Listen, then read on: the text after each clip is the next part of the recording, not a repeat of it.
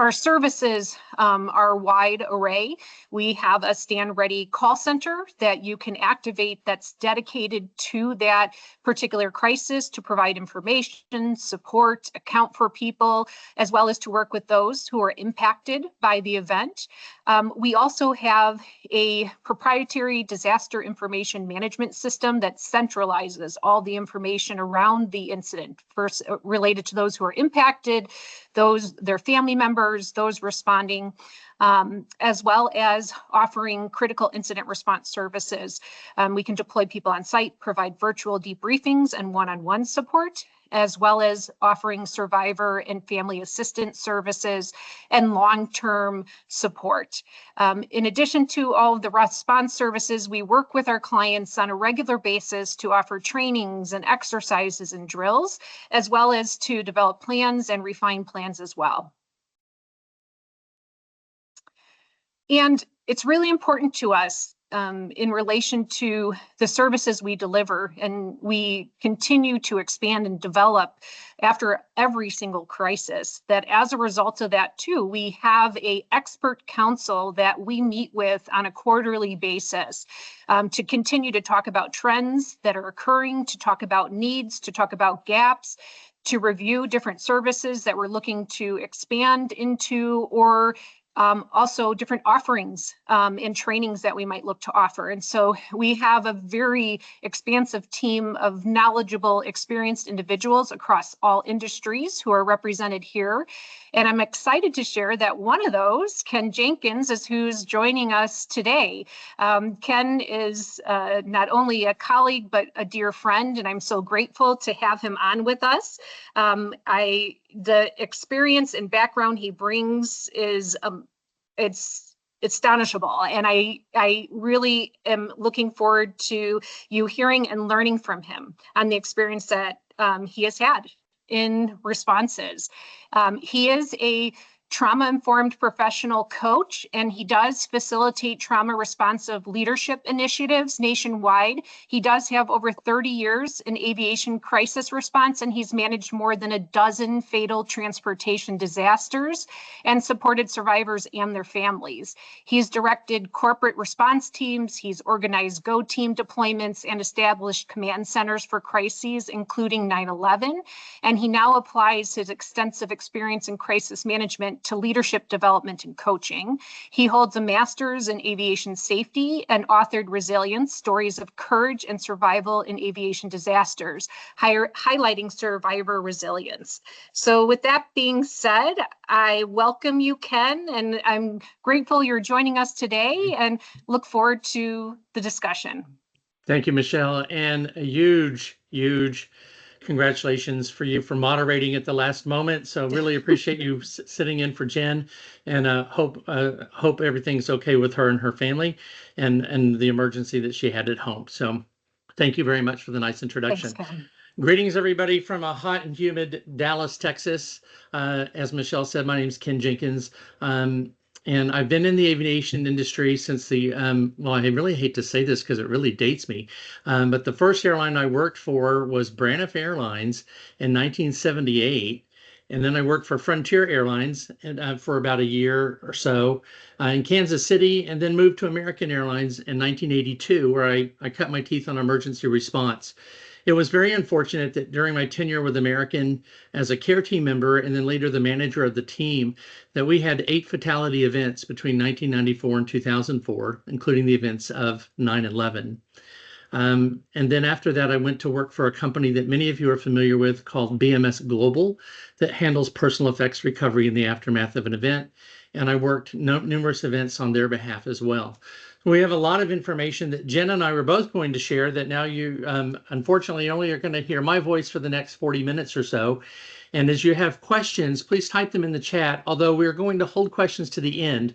We want to make sure we have a couple of videos we want to share with you and a lot of content.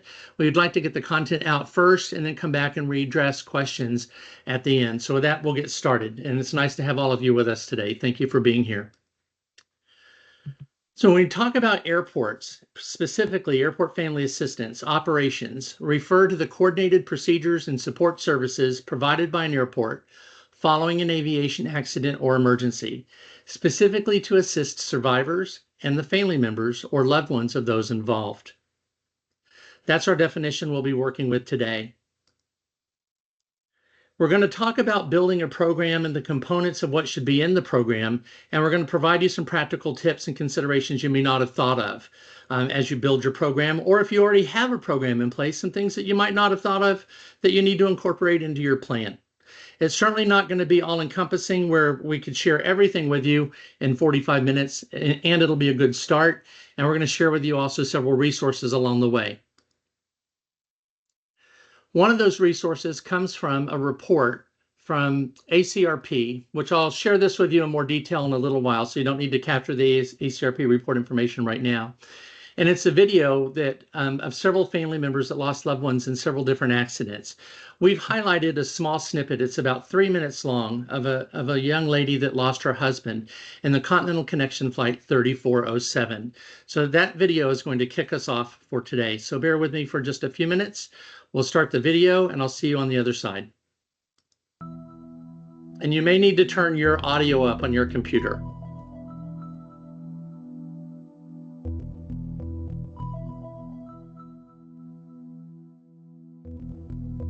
I had gone sound asleep, and it had to be about probably midnight. My phone rang, and I answered, and it was my friend, and she just said, "Is Kevin home yet?" And I said to her, I looked at his side of the bed, and I said, "No."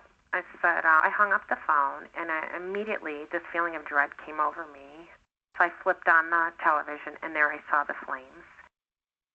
We saw the 800 number come across the screen, and we decided to call it. And a few of us are calling, but we weren't getting through to the number at all.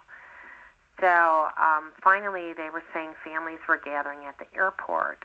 So I made the decision that I needed to go to the airport, and I wanted to go. We got to the airport, and my mind wasn't there. I'm in shock, and I was kind of looking down, and all I could think of is, how are they going to let us through security? Because we don't have a pass to go through security. And then I remember looking up and seeing somebody, and they just took one look at us and guided us through. We were handed paperwork and told to fill out some paperwork, which I was not able to even fill out. And my brother-in-law filled it out for me. There was a woman just sobbing, saying, "Not my baby, not my baby." And it was just getting very difficult sitting there. I think no matter what time of day the crash happens, there has to be a team that comes in. And there may have been, but it seemed very skeletal at the time. And I think they have to have representation.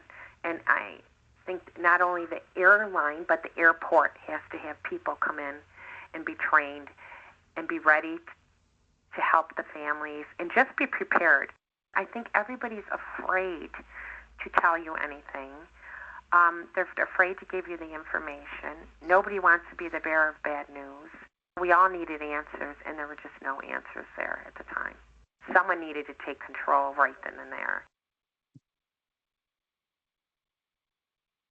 Very powerful video from Kathy Johnston, and the video you will have access to, and I'll give you I'll show you how to access that a little bit later on in the presentation, and again at the very end of the call. So one of the things we wanted to discuss, because she talked about in her video that the airport and the airline needed to have a response team in place. And for our airports that are on the call today, which this webinar is primarily for airports, although I think airlines and other institutions will and businesses can glean information from this presentation, is that there is legislation for airlines to follow called the Aviation Disaster Family Assistance Act of 1996, which specifically outlines things that the airline has to do. What was missing from the Aviation Disaster Family Assistance Act was legislation for the airports. And yes, there are provisions that the FAA provides for an airport in terms of an emergency response plan. It's really what happens when there's an event at an airport that doesn't involve an airline. So are you primary or secondary? If it's an airline event like Continental Connection, the airline may come in with a robust team, and the airport may have a secondary role in supporting the airline. It could also have a primary role depending on how many airline employees are there. If it's an airport event like there was several years ago, in Fort Lauderdale where there was an active shooter in the baggage claim holder. That's not an airline response, that's an airport response where the airport becomes primary. So the question to ask yourself is, are you primary or secondary? And does your role change or shift? And in some cases, depending on the size of the airport and the airline, it may and it may not. So there are many variables that are in the way there. So as we go forward, we're going to talk today about airport family assistance programs, specifically the importance of having an emergency response working group. We're also going to talk about information and human service centers in terms of information management. We'll talk about the crew reception area, the passenger gathering area, the friends and relative center, a reunification center, and a family assistance center. And then we'll also give you some suggestions for long-term considerations going forward. Let's talk briefly about emergency working groups. Key points about an emergency planning working group or an emergency working group is it is to pull in all of the leaders from the key stakeholders and have a designated leader, which typically from an airport perspective would be an airport representative.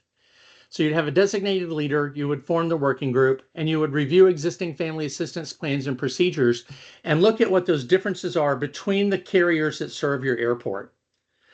And then within the responsibilities of the working group, it'd be important to identify your airport-specific tasks and roles. What can the airport do to support the airline, and what can the airline do to support the airport? That entails a lot of coordination in terms of identifying the responding organizations and building the response team to make sure that all the key stakeholders are present as part of the working group. And then develop an org chart, have job duty sheets and documentation that supports the plans that you're going to have in place. Provide training and conduct exercises, and you're going to hear a little bit more about that, and we're going to really drill down, pardon the pun, into exercises a little bit later. And then sustainability, establishing a schedule for program reviews and updates. For example, when I was with American, we had what we called the Corporate Accident Response Planners Working Group, and we met quarterly. We met with our system operation control folks. We met with the various functional departments that had a response. We had them create checklists. They exercised their checklists. And then we would also have station exercises that tied into the headquarters response team. And it was very important to have that planning group so that they could kind of settle their glitter, if you will, and being able to calm their nervous system down when a real event happened, because they were rehearsed and they were practiced and they knew what they were doing. A resource available for you, or actually before the resource, some tips for you, are to leverage the strengths. Assign roles by skills, not by titles. Sometimes the higher up you go doesn't mean the better responder. Maintain control and keep clear lines of oversight. Have, and this is very key, a scalable structure. Adjust your team size thoughtfully. As Kathy said, there was a skeletal crew. And of course, that was at midnight when the flight came in. So there weren't many airport people or airline people available, and be able to ramp up accordingly. And also have a wellness focus. You'll have to have at some point and some mental health aspects to your operations and how to take care of your responders, those people on behalf of the airport, and the airline does this as well. So ACRP is the Airport Cooperative Research Program, and this information is available to everyone. It is a government subsidized program.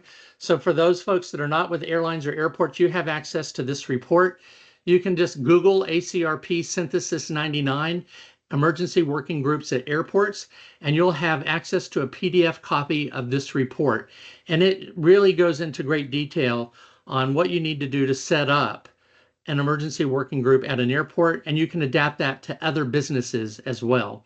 So ACRP report Synthesis 99 is what you would Google, and you'll find a link that'll take you there. And this will also be provided to you again post this webinar. As we talk about the passenger gathering area and other centers, we're really talking about information and human service centers. Basically, wherever humans are gathering, how do we provide information? How do we manage the management of that information? the number one thing that survivors want in the aftermath of a disaster, and survivors meaning those that were on the plane and survived, and surviving family members, the family members that are there on behalf of their loved one, the number one thing that they tell us that they want is information. So how do we manage that flow of information? One of the ways, and we have to consider, is while the airline, and Kathy said this in her video, provided an 800 number, if you were to put yourself in the shoes of someone that was coming into an airport and you wanted information, think of where you would go for it. The first place might be the airline, and so you would call the toll-free number. The second place you would go would be the airport, and particularly if you were picking up the person at the airport. The other thing to note about that is, what if you're not at the airport, the accident location? You might go to the nearest airport where you live. So all your downline stations or downline airports may need to be involved as well. Many airports have call centers, and they may have a 211 or a 311 system set up within the airport. Are you prepared to take the influx of calls? Because people are reaching out, they're grabbing for any number they can find. They're looking on social media, whether it is X, whether it is Facebook, whether it is Instagram, any of the social media platforms out there, they're looking for information. That will also influence the information that you're giving in these centers that we're going to talk about in a moment. What do you put on your airport website with regards to information? What are you sharing with people that want to come? Once you know that a Friends and Relatives Center, for example, has been established, would you put that on your website? If so, how would you direct people to clear security if the FRC, the Friends and Relatives Center, is in an in a secured location? And then there are all sorts of other means by which people communicate. Word of mouth certainly is one. Another can be just different types of applications that are out there, like Snapchat and other communication apps where people are communicating. How do you manage those sources of information and then address that information with family members and survivors in the aftermath of a disaster? So there's a lot in the information management and flow. You heard Kathy say we needed information. They weren't necessarily getting it because she thought people were afraid to give that information. And we'll address the fear factor as well a little bit later on. One of the important centers that an airline will create, and sometimes this may fall onto the airport if the airline doesn't have the resources or they're working as part of the emergency response group at the airport, is what's called a crew reception area. This is a location that is designated by the affected air carrier or airport to sequester uninjured and surviving crew members after an incident or accident. It is only for crew members, so for the flight attendant and the cockpit crew. It is to provide privacy and communication where they can contact their loved ones and speak privately with the proper authorities and their employer. It is for their health and well-being, for basic first aid and personal care. To be provided information on personal belongings if that information is known at that time. It may be too early in the process for that information on getting their personal belongings back. They may have questions about identifying crew vehicles at the airport and arrange for the retrieval and the coverage of parking fees, which we'll also talk about a little bit later. And there may be an opportunity where there may be coordination for required drug and alcohol testing, which the airline typically will handle and may need airport assistance for that.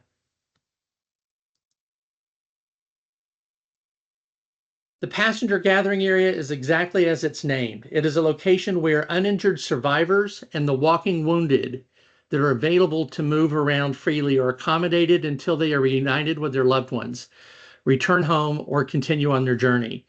You'd be surprised at the number of people that are uninjured and really are ready to get on another flight and take their connecting flight, and that's all they're interested in going forward. They may need more information later, and the airline will coordinate access to that information. From an airport perspective, that might be something that you're asked to assist with. Key points to consider for the passenger gathering area. Like the crew reception area, you want a private space away from the public and media. The accessibility, compliant. You want it to be ADA compliant, near restrooms if available. open to exit discreetly for transportation, for reticketing or departures. So do they have a way to leave that facility where they're not going to be around a herd of media folks? A clearance process, and here we need a communication plan for official interviews before release.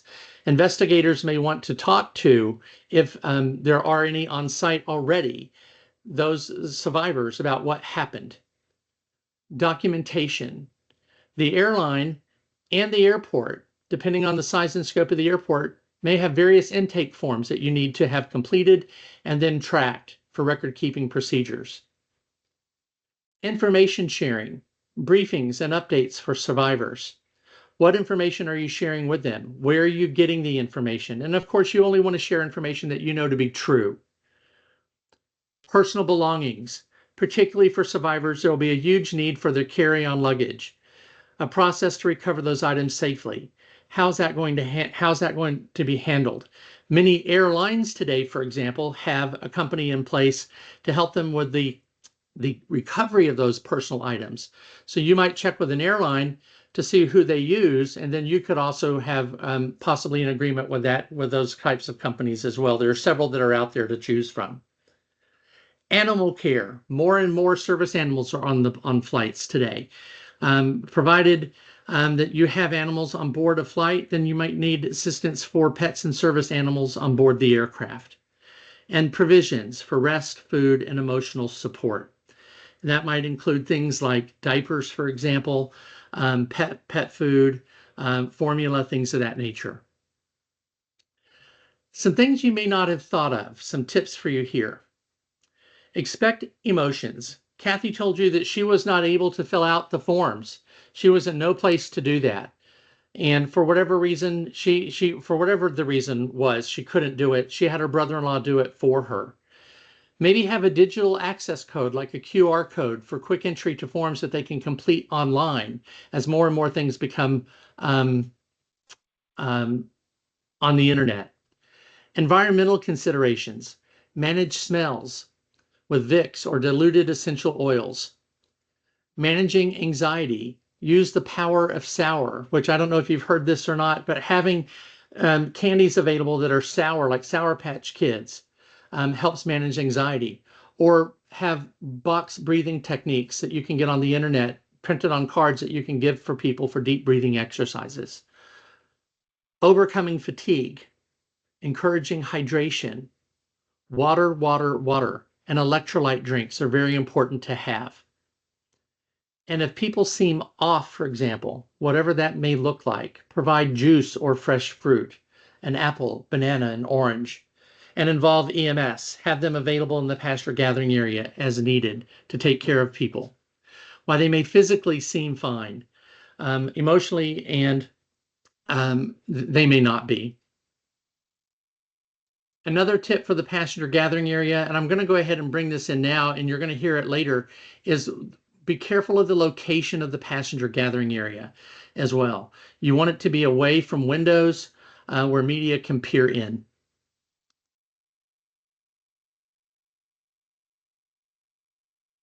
Let's talk about reunification. This is a private and secure location separate from and away from the PGA and the FRC, which we're going to talk about the FRC next. This is where individuals are reunited with their surviving loved ones. And the reunification may also occur at a hospital.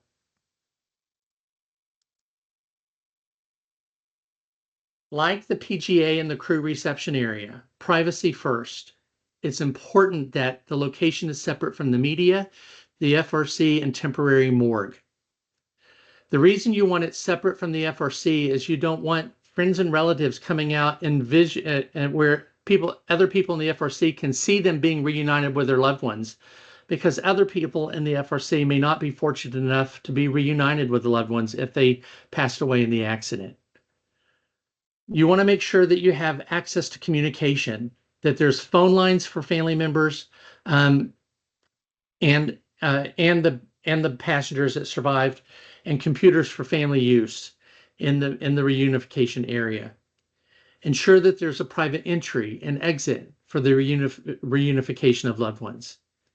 Arrange transportation as needed. How would they have access to taxis, Uber or Lyft, whatever they might need to move away from the airport? And how can they do that securely and uninterrupted by media? And a comfort provision. Have emotional support and refreshments available. So you're not only having refreshments in all of these centers that you're providing, because they help. It's one of the first basic human needs, is to take care of those basic physiological needs, like being able to go to the restroom, have something to drink, and have something to eat. Here's a sample diagram for a Friends and Relatives Center, and this diagram is also provided in the ACRP report that I'm going to share with you here in just a little while.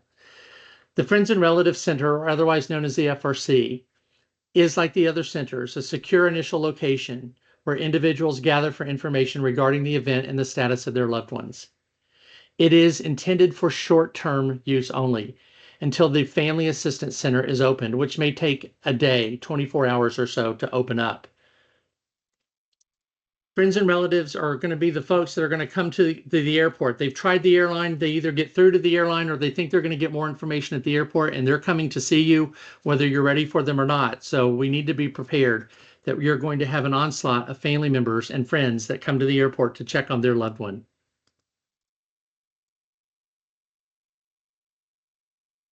Key points to reassure everyone. Safe and secure location. Private space, again, away from the public and the media. Ensure that loved ones can clear security. In some of your larger airports, you can designate a security lane that is only for friends and family, and then direct people to that particular lane. TSA has worked with us in the past in the various accidents I've worked with where they've done this. Accessibility, again, needs to be ADA compliant with restrooms available. Documentation, again, the intake forms, possible badging like wristbands, for example, or stickers, and record-keeping procedures so that people can then go and come back into the FRC and not have to fill out another form. They've already been badged, so to speak, with a wristband. Information sharing. People come to the airport for information. So there should be briefings in the FRC about what's going on at the scene and what the airline's doing to mobilize if it is an airline event. If it's not an airline event, it's an airport event, it will be up to you, the airport, to provide information on what you're doing to mobilize your teams to respond to this disaster. Even reporting no update is helpful. And I know that may seem counterintuitive, and it's very true that people need to hear something from someone, even if you don't have information to share. So that announcement may be, I promise I will be back with you in 30 minutes. We're at that 30-minute mark. I do not have new information to share with you. As I get that information, I will have it available at the next update in 30 minutes. As you have additional questions, please see one of our team members to pose those questions, and we'll do our best to answer them. That at least lets people know that you kept your word, that at the 30-minute mark, you came back to give them information, even when you don't have it to report. There may be questions in the FRC about personal belongings. Be prepared to discuss those. And you may not have information to share about personal belongings because it's so early in the response. And it's important for you to know that there is a process to recover items to give back. And so even if you only share that, that is providing some information. Guidance again for pets and service animals aboard the aircraft, and those people who bring their service animal to the airport to the FRC, be prepared to receive those animals. And provisions for rest, food, and emotional support, as you've seen with others.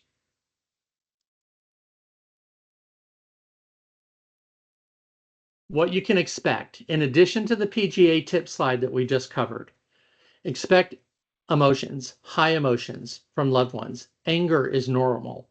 If CNN is reporting that there are no fatalities or that there are fatalities and survivors, grief is normal. Hyperactivity is normal. Be careful of the environment you set in the FRC and the PGA and any of your centers. If there's music that's piped in from the airport, make sure that you consider the type that's being piped in. Holiday music, for example, should not be streaming.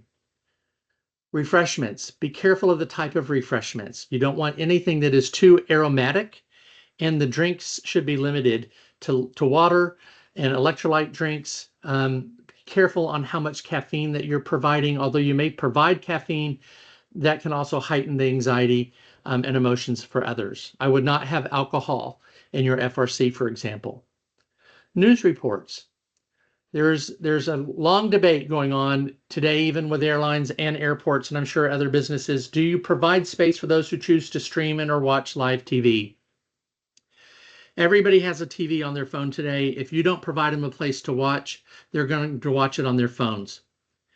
And before smartphones, people would leave the FRC and go to the bar in the airport to watch it on the bar televisions. So we want to keep people together. So we're the mindset that you provide a TV or a location within the FRC that's in a corner where people can huddle up and watch TV and get information from there. And then they can ask you questions regarding what they're being seen. Everybody's an iReporter today. And so it's important, not only are they going to be streaming TV, they may want to record what's going on in the FRC. And as part of your briefing, you would want to have in there a clause that says that recordings are not allowed for privacy of all of those that are being served in the FRC. And then keep an eye out for people who might be recording and make sure that you approach them and have your security representatives that are there on hand if necessary. Sorry, I keep hitting the back button. There will come a time within usually 24 to 48 hours where there's a transition to a family assistance center, otherwise known as a FAC. So the FRC and the PGA are all temporary in nature. So set expectations early. Let people know in the FRC and the PGA that there will be a family assistance center where they can go for regular briefings, providing that if you are indeed having an airport event, you're going to set up an FAC. If it's an airline event, most likely that's going to happen. Remember, are you primary or are you secondary in terms of the response? Whose accident is this, or whose event is this? Is it an airline event where an airplane crashed, or is it something like an active shooter where the airport's going to run the event? Organized transition. Coordinate with all the stakeholders that you have in that emergency response planners working group we talked about at the beginning. Have a plan in place so that you know how you're going to transition from the FRC to the FAC. Keep families informed. Let them know when this transition is going to take place. Highlight the benefits of the FAC, that it takes it off of airport property and gives them a more secure location where they can meet safely. It provides greater privacy and security. It improves accessibility. There will be an established way of getting additional services and information, particularly if it's an airline event going to an FAC, and if not, then the authorities that are responding to the airport event will be providing information at the FAC. They have that opportunity to provide information along with the American Red Cross that they're responding as well. And it provides with more space for support so that you can have a place at an FAC for dining, for computers and phones where they can go in and use a computer or phone more securely and privately without being in front of a lot of people. And it also ensures that the airport can recover and enable resumption of normal operations, because we want to move that airport operation, emergency response operation, off the airport to an FAC so that the airport can resume its normal operations.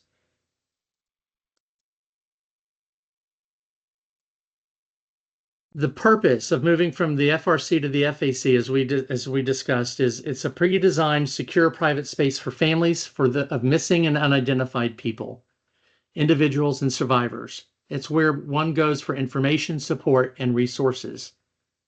It is a best practice. It is recommended. It is not legally required for impacted air carriers, and yet most do this as part of their normal operating procedures. There is a jurisdiction role, advised to establish aftermath casualty incident, or MCIs as they're often referred to, and an airport role, coordinate with jurisdictions on the FACs for non-legacy events like an active shooter, or non-legacy, non-legislated events.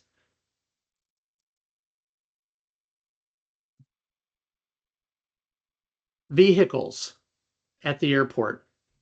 Just some tips to consider. Are you going to pay for, if it's an airport event, for example, or if it's an airline event, the airline personnel may come to you and say, we don't want to charge parking for are the people that have been impacted. How can we coordinate parking fees and the coordination of those being taken care of? So you'd want to coordinate how those tasks are taken care of. How do folks walk through the airport? Are they escorted so that they can be accommodated from point A to point B very quickly without having to fend for themselves and read airport signs, which are confusing to most of us, even though we may travel a lot, we still find it confusing to move about the airport. Is there somebody that can escort them? Think about your responders at the airport.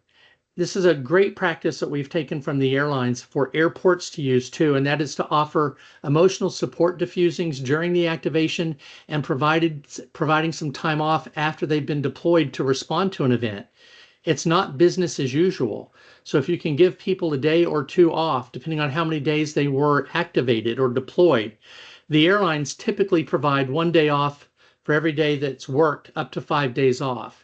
If you're not in a place that you can do that, can you at least provide 24 hours off immediately and more time off down the road so that they can decompress and come back from the event well rested and ready to report to work?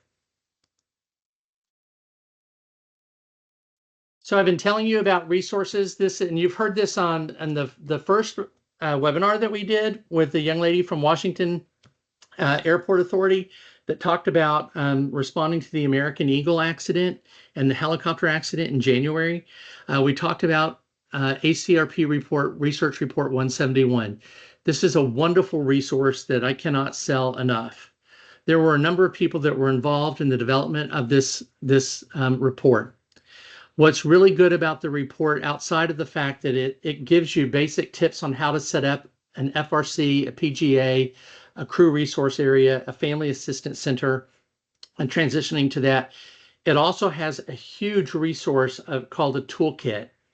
And within the toolkit are free resources for you, such as Excel spreadsheets, different forms for intake that are done in Microsoft Word that you can edit yourself. You can download these resources free of charge. The only charge for the report is if you want a printed copy. You can print yourself a PDF copy of this report. And if you Google ACRP report, Research Report 171, and click it on, you'll see how to look at the report. And as you go further down in the body of information, you'll see where you can click for the toolkit. Within that toolkit is the full video. We only showed you a snippet today. We only showed you a small snippet of it. It's about 12 or 13 minutes long, if memory serves me, of different family members talking about what it was like in the aftermath of the disasters and the airports that were impacted and how they got service. So please use this resource. It's a free resource available to you. And I just cannot say enough good things about it because of the content is so valuable. Some long-term considerations at your airport for you to think about. Donation management. So for example, with Flight 5191 that crashed a number of years ago, there are a lot of things that get donated, such as flowers, for example, pictures. In the aftermath of 9/11, for example, United Airlines and American Airlines, we were inundated with a number of donations from various organizations and businesses and individuals and schools from around the world. And quite frankly, it was overwhelming, and not just for us, but for the family members that were receiving them, because it was there was so much that was being sent. How are you going to handle donation management? So something for you to consider in your planning, in your working group. What about a spontaneous memorial, such as this one where flowers were being donated? If there is an airline event at your airport, there may be a site visit, in which case there will be a temporary memorial that will be set up where people can donate, or not donate, but can place flowers, and then those will be removed. But where do they go afterwards? What if it's an active shooter or a terrorist event at your airport and people die at the airport? Then there could be a temporary memorial that people come in and want to leave things. Where would it be? How would you manage it? And then what happens with future site visits? The initial site visit that happens initially a week or two after an airplane accident, or if it's another type of event, it may be the same time frame. What do you do for future events when people want to have a site visit? It doesn't end just because you have a site visit. It isn't over. There's the 1-year memorial, a 5-year memorial, 10-year memorial, and trust me, you will get phone calls. So start planning ahead. I'd love to say there's a timeline. There's not really. Think about the mementos that are being left. Partner with a local historical society for preservation of those items. On the anniversaries of the accident, plan for increased visitors. Think about where a monument might be. If it's an on-site airport event, not an airline legislated event, but something that is like an active shooter as an example. Research past disasters. There are books written about monuments today after a disaster that can help you and guide you through this. Post-disasters, airport memorials, and community roles. Have a sustainability plan, right? So for US Air, you can see the picture. Flight 1016 Memorial was located at Charlotte's new airport overlook. This opened June of 2024, 30 years after the accident. So when I talk about that there is no timeline, this was 30 years post that this happened.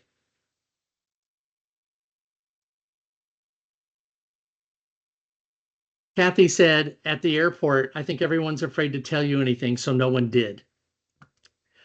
Absence of information is a lot of fear going on in our folks that are responding, and understandably so. I'd be scared to death too, and I was scared. And I also was trained to know that people wanted information, and providing information was the number one thing they wanted, and we needed to provide it to them, whoever we is. So we coined a phrase called humanizing command and control. And what we're talking about there is that even though there's command and control, and you have a command center where a lot of orders and things are and directions are being given, we cannot forget that at the end of the day, that it's the human element that is going to make the difference here. It's you and I, and it's how we treat each other that makes a difference. If you're a leader in aviation transportation response at an airline or an airport, and aviation disasters, we cannot emphasize enough that the human element in command and control is about making humanity a command priority. It's remembering as I bark an order out that there's somebody else that I'm barking it to, and I need to show a little more compassion and empathy. I can be direct in my messaging and coordination and how I answer. And I should always be thinking about how does this affect the people living through it? Not just the people that were involved from the plane aspect or the active shooter event or whatever the event is, but the people that I'm leading as well. This includes the responders. So the 6 things that we have for you is to acknowledge that you might be under stress, and there's a lot of uncertainty. The brain does not like uncertainty. And absence of certainty, the brain will make up the story. So it's better for you every 30 minutes or whatever time frame you give for an update to provide information even when you don't have it, or the brain is making it up for folks in the room. And that goes for your responders as well. Be a visible presence. Be a model of calm focus. Encourage feedback from the field. What are they hearing out in the field? As that information, let that information funnel back to you. Be clear, be direct, and most importantly, be empathetic in how you respond. Train in stress recognition and notice burnout so that if somebody needs to tap out. We had an unexpected emergency with one of our folks today, and Jen couldn't join. And she was really conflicted about trying to be here or not. And then she said, but we train to tap out if we need to. And that's what we're here for. If you have to tap out, you tap out and somebody else can come in.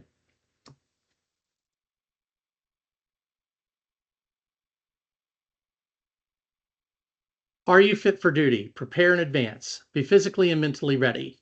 Are you undergoing anything at home or at work that prevents you from responding? Are you going through a marriage? Are you getting ready to have a wedding? Are you going through a divorce? Have you lost a loved one recently that may impact your ability to respond? Have team accountability where everybody's supporting each other and looking out for each other. And while we talk about preparedness being important, to know the checklist, that's important. Equally as important is to know yourself more.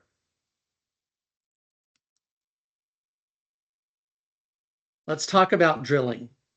And this may seem very basic, and I'm going to share it with you anyway. We have on the first point, drill, drill, drill. Practice builds experience, not perfection. Practice all aspects of your team.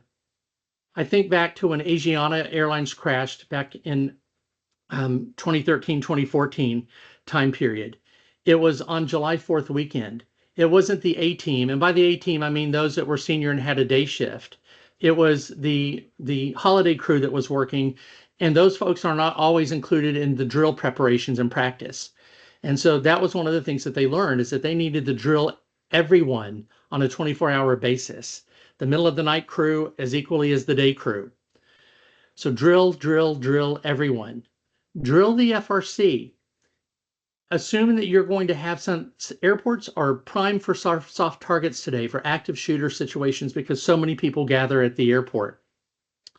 So that's why we talk about active shooter situations the most, and it's because we've seen those the most internationally and domestically. So you train the FRC and just train that aspect of it. Train the PGA, and then train the FRC and PGA together as a joint operations and communications exercise. How do you communicate between the two?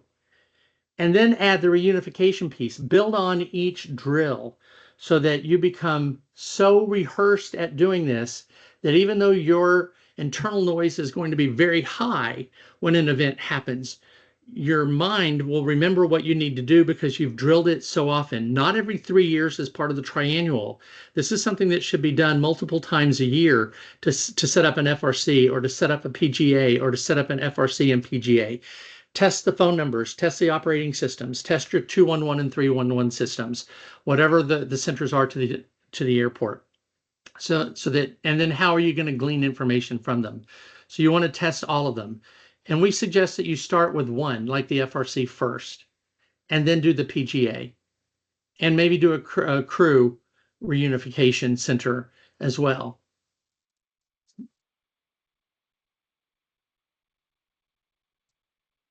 When you're responding, self-regulation is important. And one of the ways that you can do it, and I will tell you, I thought I was not a huge fan of this at first until I started doing that, and that is to use deep breathing to steady your nervous system.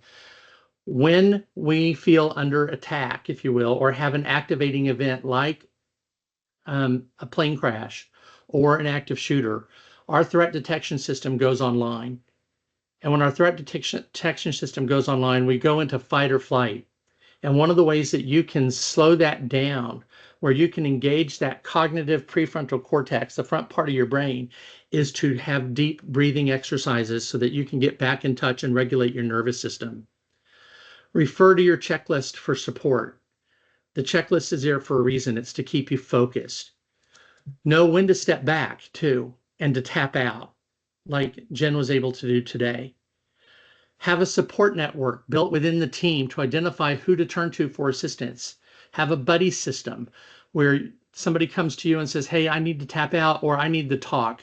Do you have a few minutes just for me to vent? And remember to communicate in a clear, calm, and direct manner. If you don't know what to say, and oftentimes we don't, then share that you don't have anything to share at this point, and as you have more information, you will. To help guide you through that, let's look at the difference between empathy and sympathy as taught to us by Brene Brown. So a short video to share with you here.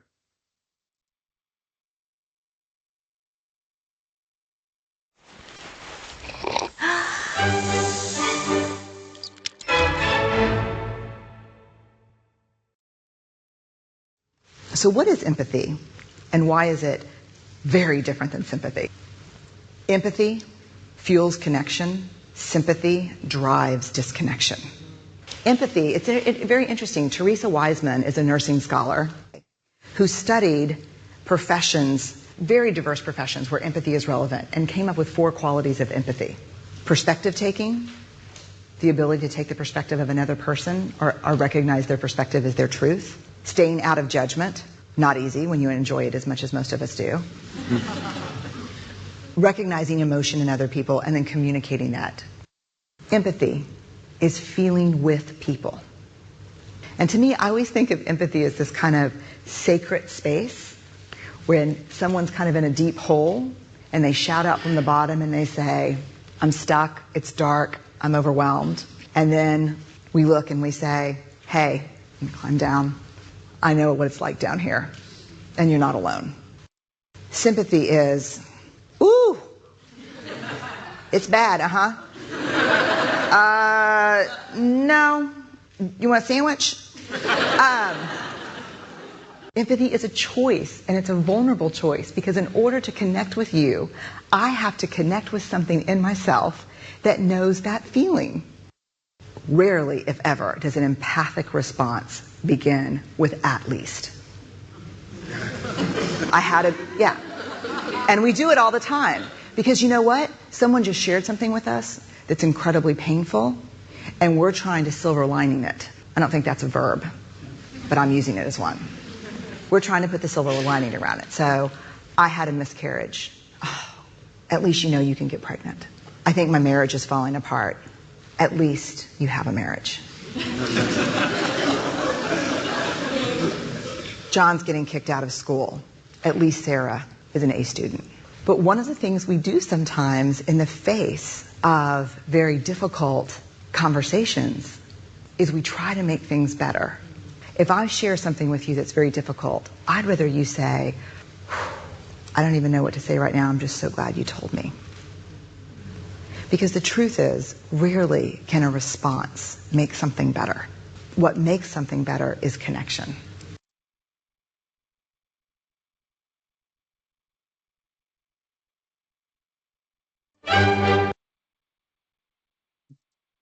So as you consider that video, the difference between empathy and sympathy, and we talk about making connection and wanting to connect with people that have been through something tragic at the airport, for example, think about your actual versus your perceived needs. Trust yourself. No one knows you better than you. Name it to tame it. One of the things that we talk about is if you're feeling something, just name it to yourself. Say, I'm feeling really stressed out. I'm feeling really fearful right now. It makes that emotion or that feeling easier to manage so that you can have the conversation that you want to have. And if post the accident, your struggles persist beyond 2 weeks, then we suggest you seek professional support. And we can talk more about that in another webinar or offline from here. We began with a definition and we're going to end with a quote. It is unbelievably difficult time for families. I think the airports did a very good job of showing compassion and providing every available service and treating us with respect. Nothing can make the death of your child better, but I do remember the kindness that was shown to us by the airport personnel. And that was from someone who had gone to an airport in the aftermath of a disaster at their airport. Do not underestimate the power to make a difference. One of the things that we know is that people can handle the truth. It's how you tell them the truth that's important. So to review, wrap up, and ask for questions, and we're coming right up on time, is review the ACRP report, Research Report 171 and Synthesis 99. 99 is for the working group, and 171 is for airports specific. Talk with other airports. What are they doing? And don't talk to just an airport that is the same size as you. Go to the smaller airport and a larger airport, because there are differences between how they're going to respond, depending on the number of air carriers and the number of people that they have to be able to respond. Create that working group that we talked about and develop a response team. Create policy and procedures and drill, drill, drill. And as we end our final slide, this is information, as Michelle had promised, information on how to reach out to Jennifer Stansberry Miller if you have questions, or you can reach out to me as well. Our email addresses are there. I'll invite Michelle to come on and see if we have, in the last few minutes, we have any questions from the chat. Thank you for letting me pontificate for so long, so much information. And thank you. And, just powerful words that you put out there. It truly is, that the impact and that connection that is made and what that lasting impact has is so critical. So I appreciate you sharing these important aspects and really emphasizing, focusing on those all involved and how do you best support them. Let's throw out some questions here. So, and just as a sidebar before we get into the questions for those who might have to drop off, there will be a survey sent to you. Please fill it out. The feedback is so important to us. And please also share thoughts around other topics that you might be interested in. We do this on a quarterly basis. We'd love to have you back in the future. And so I'm going to go up here, Ken, because there's been some. Michelle, if I can just add, for those who need to go, we understand. If you are able to stay on and would like to be and hear part of the Q&A, feel free to stay on. We'll stay on for a few more minutes. Thank you, Ken. Yeah, thanks, Michelle. So one of the comments earlier on was all of our airlines refuse to share their existing family assistance plans and procedures. How do you work around that to even get started on something like this? So that's a very good question, and I'm dismayed to hear that, because they should be willing to share, simply based on it's a cooperative effort when something happens. So one of the questions I would ask is, why aren't they willing to share? What's the rationale behind it? Now, when we say share, that doesn't necessarily mean handing over a copy of their plan to you. They can share information about their plan in the ERP working group. There may be proprietary reasons that they don't want to share it because they're not able to. It's considered proprietary information. So we need to consider how it's being shared. So as long as we can discuss it, we can discuss the various aspects of the plan, equally as important as having a hard copy of it, if that makes sense. You may not be able to get a hard copy. However, they should be willing to talk to you. And if they aren't willing to talk to you about it, there needs to be a deeper discussion about why, and as we coordinate the response. I wish I had a better response, but there's no way to force them to do it. Right. There has to be trust in the organization between the carrier and the airport. And something tells me what's missing in their working relationship that needs to be established in order to have that trust. Absolutely, because it's all about collaboration, right? We're all wanting the same outcome. Exactly. Yeah. Exactly. Another question was, what are your recommendations to help the psychosocial needs for children who are at FRCs and FACs that are exposed to all of the big emotions and TV replays of the disaster, et cetera? Right. Yeah, that's very interesting. The very first thing that came to mind, and I think we have some American Red Cross folks, is have American Red Cross as part of your plan. For airlines, in the aftermath of an aviation disaster, Red Cross will come online to provide services in the FAC, and they'll help out in the FRC too if given the opportunity, and they can help manage the children aspect and that social need. If not, then find a third-party provider that can provide that service and engage them as part of the FRC setup. Perfect. And then why don't we do, I know we're kind of getting past time here. And for those that, if we didn't get to your questions, please reach out. We'd be happy to provide information to you, as we want to make sure we get to everyone.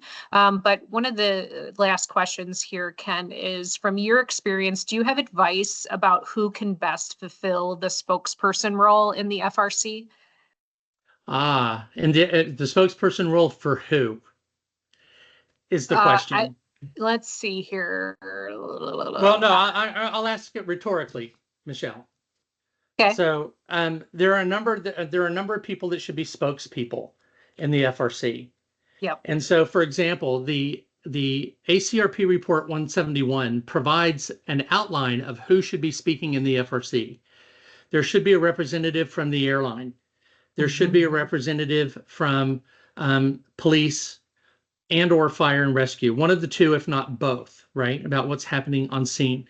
Somebody possibly from the airport so that they can answer questions about payment for vehicles and things of that nature. So there's some guidance in the guidebook about, and sample templates. So it shows you some language. It doesn't mean you want to use that template per se, as it gives you some wording to start with. Who should it be is who is the person that is the most steeped in the emergency response plan that will be able to handle the pressure of standing up in front of everyone and speaking. It can be an agent if it's an airline. It can be someone that is not your senior level official at an airport, as long as they're able to handle the conversation and they're briefed. Whoever it should be should be someone that is well trained and educated in the plan. So an example, and this is a long answer to the question, and I apologize for that, is some airlines, and when I worked at American, we had a program called Station Support Team Training. And the station support team training was simply for those people who might be the ones that are asked to stand in front of the people at an FRC because they're the only agent there that night. They're the senior person on the totem pole, and they're the ones that are going to have to respond. So we went through and taught them how to do that. And we even had, at the end of the session, we set up like a little mock drill, and we had people act as family members. Here's the accident. Here's the information you have. Practice. And then we didn't do it one time. We would continue to practice with those stations over and over and over again. They could come back through the course as many times as they wanted. And we even had what was called a drill in a box, where they could have this type of drill at their station so they could practice it. So get a group of people, practice it ahead of time. That's why we had on that slide drill, drill, drill, and all the different kinds of drills, because you want to practice that person over and over and over again so that they feel they're never going to feel comfortable, right, Michelle? They're going to be nervous. Right. And we can help settle that nervous system even just a little bit through repetition so that they feel less scared. They're always going to be nervous and scared. I was nervous and scared when I would approach families too. And that's normal. But I felt better because I had been through the exercise so many times. I was able to do it.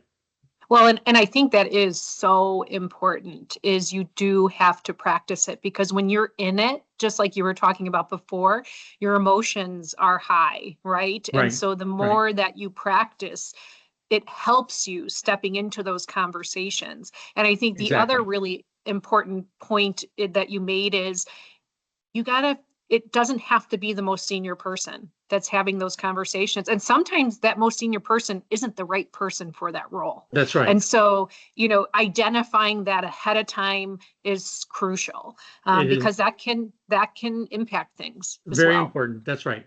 You're very, very, very true. Very true. And your senior person's probably not going to be at the airport at midnight in a small station. Right. I mean, when I worked at an airport, and I was the junior person, there were like a core 3 of us, and we all had like just 2 years airport experience. That was it. That's it. Yep. And we didn't get any training. I mean, I knock on wood that nothing ever happened when I worked at the airport. And I will say too, I mean, we have had those instances where we've done coaching in the moment. If somebody has never experienced this before, but it's doing, providing that guidance for them stepping into those conversations. Yeah. So prepare. Yep, agreed. Okay, I know we are over time. One other question was about recording. Yes, we are recording. We will be emailing out the recording to everybody who registered. If for some reason you did not receive the recording, again, you have the contact information on file. I'll put my email address as well into the chat. So you have another contact in case you struggle connecting. I know Ken had reached out just to confirm your email address, because what was there wasn't listed or wasn't working, but we've got Ken at kenjenkinsllc.com. Yeah, and thank you for noticing, because as much as Jen and I worked on the slides, I didn't realize that my email address was incorrect. So the phone number it's Ken Jenkins at kenjenkinsllc.com. Perfect. Wonderful. Thank you again for your time. We always greatly appreciate talking and just love hearing from you, Ken. And thank you, everybody, for joining us. Thank you. Have a great rest of your day. Hey, Take Michelle, care.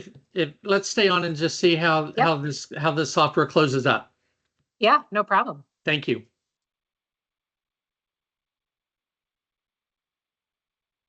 And just so you know, because I know you can't see the chats, there's a lot of thank you so much. This has been so helpful and informational. Oh, I'm very happy to hear that.